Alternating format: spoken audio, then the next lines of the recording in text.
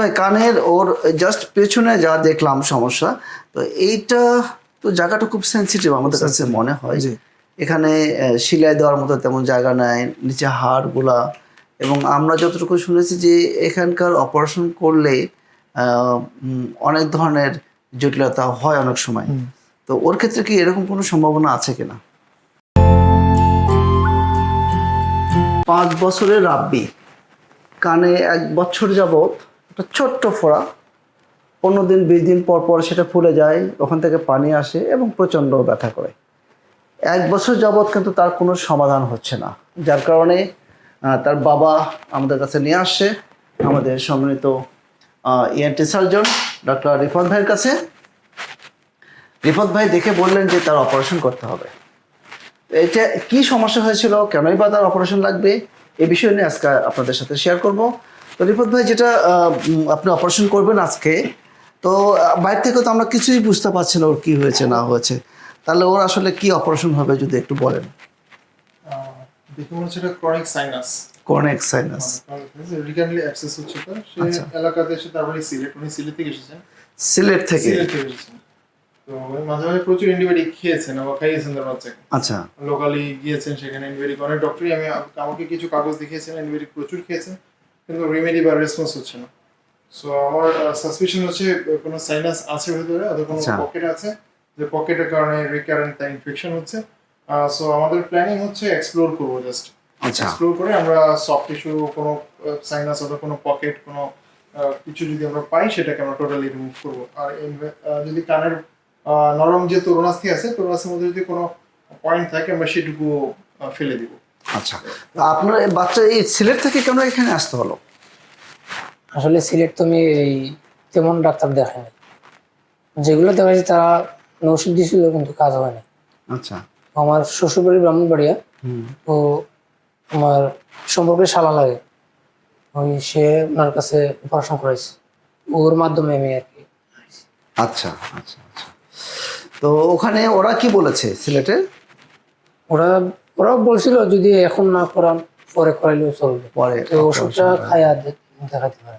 আচ্ছা ভাই, কানের ওর জাস্ট পেছনে যা দেখলাম সমস্যা, তো এইটা তো জায়গাটা খুব সেন্সিটিভ আমাদের কাছে মনে হয়। এখানে সিলাই দেওয়ার মতো তেমন জায়গা নাই, নিচে হাড়গুলা, এবং আমরা যতটুকু শুনেছি যে এখানকার অপারেশন করলে অনেক ধরনের জটিলতা হয় অনেক সময়। তো ওর ক্ষেত্রে কি এরকম কোনো সম্ভাবনা আছে কিনা?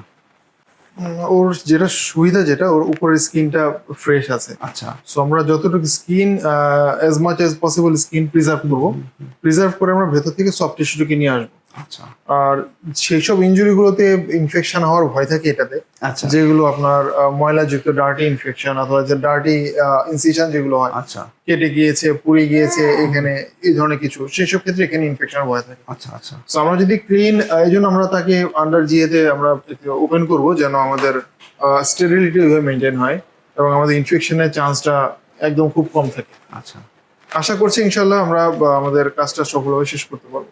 আচ্ছা, ইনশাল্লাহ। এই ক্ষেত্রে কিন্তু আমাদের যেটা স্যার বলছিলেন যে পুরো অজ্ঞান করে কিন্তু অপারেশন করতে হবে, যদিও ছোট কিন্তু আমাদের পুরো অজ্ঞান করতে হবে।